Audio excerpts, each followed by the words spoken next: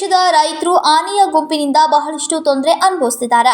ಅರಣ್ಯ ಇಲಾಖೆ ಅವರನ್ನು ಓಡಿಸಲು ವಿಫಲವಾಗಿದೆ. ಕಳೆದ 2 ತಿಂಗಳುಗಳಿಂದ ಈ ಆನೆಗಳ ಗುಂಪು ಹೊಲಗಳಿಗೆ ನುಗ್ಗಿ ಭತ್ತ ಮತ್ತು ಕಬ್ಬು ಮುಂತಾದ ಬೆಳೆಗಳಿಗೆ ಅಪಾರ ಹಾನಿಯನ್ನ ಮಾಡ್ತಾ ಇದೆ. ಅರಣ್ಯ ಇಲಾಖೆಯ ನಿರ್ಲಕ್ಷ್ಯದ ಕಾರಣ ರೈತರು ನಿತ್ಯ ಜೀವನ ಮಟ್ಟಿನ ಭಯದಲ್ಲಿ ಕೆಲಸ ಮಾಡುತ್ತಿದ್ದಾರೆ. ಸಿಂಧುದುರ್ಗ ಪ್ರದೇಶದಿಂದ ವಲಸೆ ಬಂದ ಆನೆಗಳ ಗುಂಪು ಕಳಸ್ಕಾದೆ, ಉಮಗಾವ್ ಮತ್ತು ಶ್ರೀಪಾದವಾಡಿ ಪ್ರದೇಶಗಳ ರೈತರು ಮಾಡಿದ ಶ್ರಮದ ಫಲವನ್ನ ನಾಶಗೊಳಿಸ್ತಾ ಇವೆ.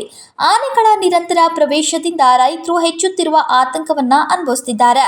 ಅರಣ್ಯ ಇಲಾಖೆಗೆ ಎಷ್ಟೇ ಸಾರಿ ಹೇಳಿದ್ರೂ ತಕ್ಕ ಪ್ರತಿಕ್ರಿಯೆ ಸಿಕ್ಕಿಲ್ಲ. ರೈತರು ಹಾನಿಗಾಗಿ ಪರಿಹಾರ ಅರ್ಜಿ ಸಲ್ಲಿಸಿದ್ರೂ ಒತ್ತಾಯಿಸಲ್ಪಡುತ್ತಿದ್ದಾರೆ. ಆದರೆ ಪಡೆದ ಪರಿಹಾರ ತುಂಬಾ ಕಡಿಮೆ ಮತ್ತು ವರ್ಷಗಳಿಂದ ಮುಂದೂಡಲ್ಪಟ್ಟಿರುತ್ತದೆ.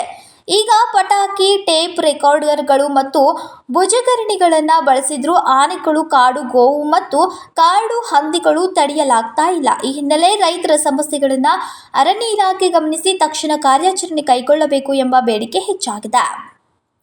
ರವಿ ಪಾಟೀಲ್, KMM ಕನ್ನಡ, ಚಂದಗಡ್.